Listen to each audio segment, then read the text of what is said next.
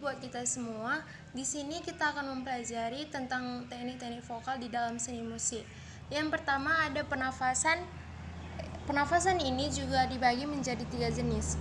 Yang pertama itu ada penafasan dada, yang kedua ada penafasan perut, yang ketiga ada penafasan diafragma. Di mana penafasan diafragma ini penafasan yang paling cocok digunakan untuk menyanyi. Kenapa? Karena udara yang dilakukan mudah diatur. Nah, berikut contoh penafasan agar lebih mudah dipahami. Mengenal ada 3 jenis pernapasan ya. Yang pertama yaitu pernapasan dada di sini, lalu pernapasan perut dan pernapasan diafragma. Nah, bagaimana bedanya?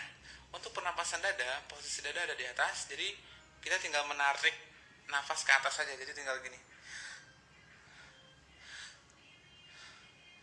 Jadi seperti orang sakit asma ya, atau orang yang sedang terburu-buru. Jadi kalau misalnya kita tarik napasnya secara cepat, jadi seperti ini, dan itu nggak enak ya. Oleh karena itu pernapasan dada itu tidak kita gunakan. Lalu yang kedua adalah pernapasan perut. Jadi posisi perut ada di bawah. Jadi kita tinggal kembungkan saja perut kita, tinggal kita besarkan saja. Jadi tinggal kita dorong ke depan.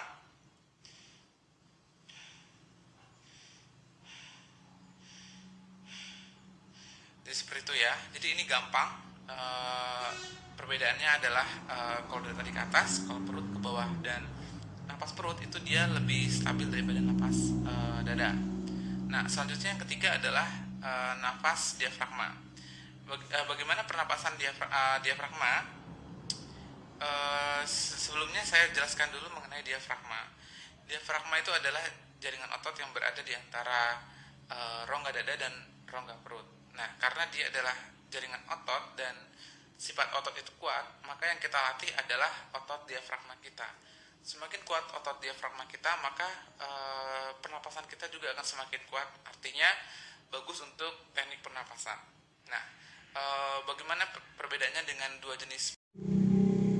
Yang kedua ada intonasi, yaitu tinggi rendahnya suatu nada yang harus dijangkau dengan tepat. Nah, di mana seorang penyanyi pasti akan mempelajari intonasi. Di mana intonasi itu kita harus tahu di mana titik rendahnya suatu nada itu, di mana titik tingginya suatu nada itu, seperti itu, agar kita bernyanyi tidak keliru, seperti itu.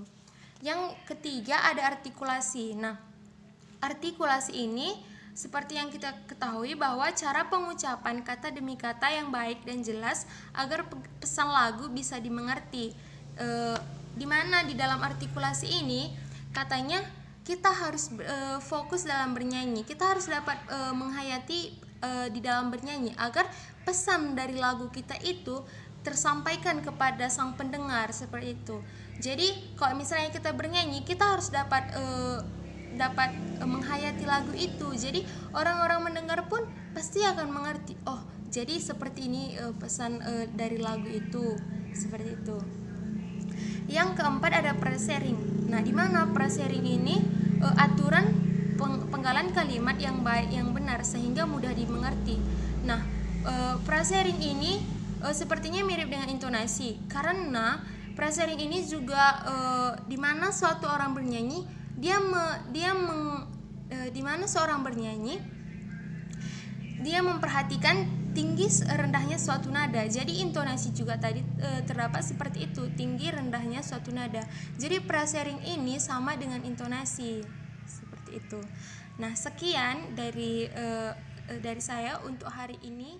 Sekian dan terima kasih.